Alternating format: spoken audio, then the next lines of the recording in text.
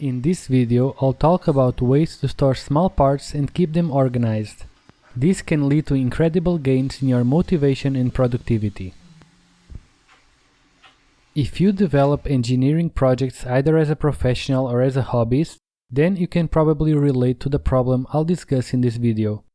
Throughout the years I've spent developing projects as a hobbyist, as a student, and as a professional, I ended up accumulating not dozens, not hundreds, but thousands of electronic components, breakout boards, screws, nuts, washers, and many other small parts. And when I mean thousands of different parts. At the beginning, the parts will eventually share some space in a box, or in multiple boxes. Then you'll reach a point when you don't know which components you have, how many, and where you have stored them. This leads to some negative consequences.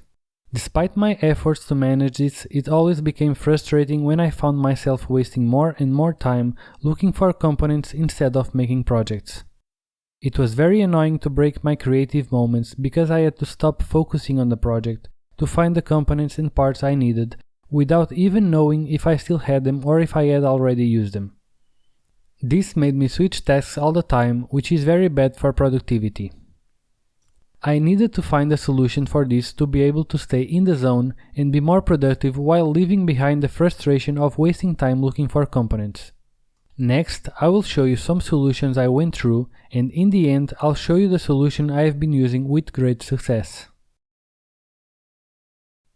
The first solution I tried was using small plastic boxes. I had only a few components and seemed the right fit at that time.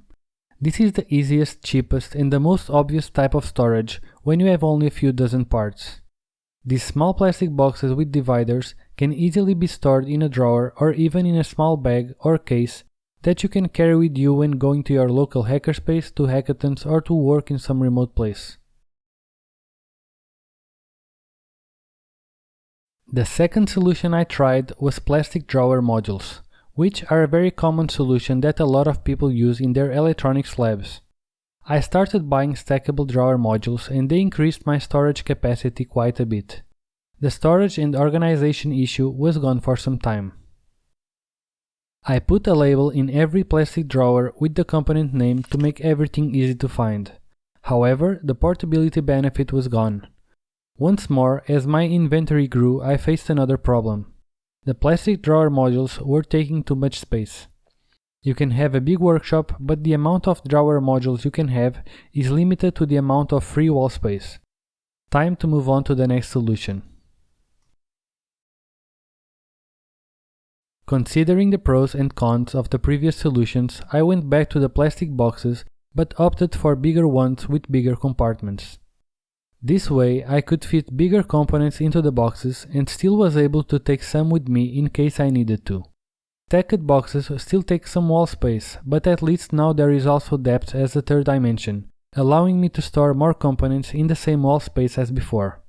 The boxes I use have a semi-transparent cover, which allows me to have a glimpse of what is in each box, and there are two models, one with 15 compartments and another one with only 3 bigger compartments. This gives me some flexibility to store different sizes of components. Since most of the components are very small, I designed small bins with a middle divider to turn one compartment into smaller ones. This also allows me to change parts from one box to another without having to take them one by one. I used my trustworthy Creality Ender 3 to print the bins. Until now it has printed more than 1400 bins and shows no sign of giving up. The Creality Ender 3 is an exceptional workhorse for an excellent price for both beginners and experienced users.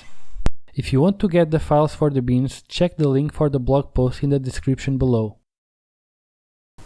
In terms of organization, I labeled each box with a letter and a number and keep a simple Google spreadsheet with a list of all the components in each box.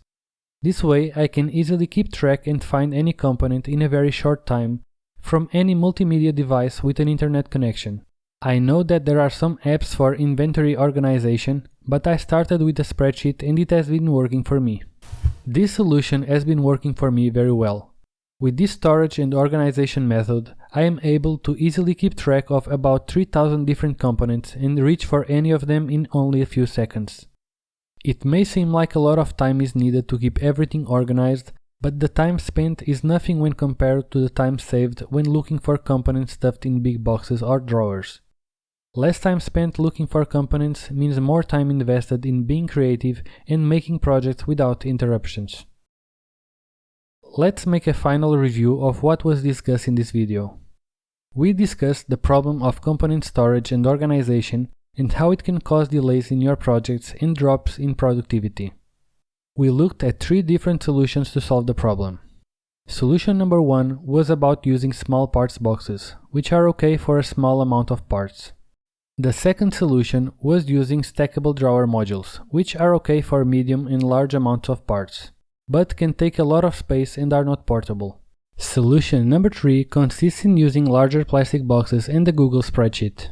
This makes up a good and scalable storage and organization method. Since I started using this method, I significantly reduced the time spent looking for components and became much more productive. Finally, from my experience, a better organization leads to a more enjoyable and efficient work. I hope this video will help you in choosing a proper solution that will allow you to keep everything neatly stored and organized. If you already use a different storage and organization method, please share it in the comments below.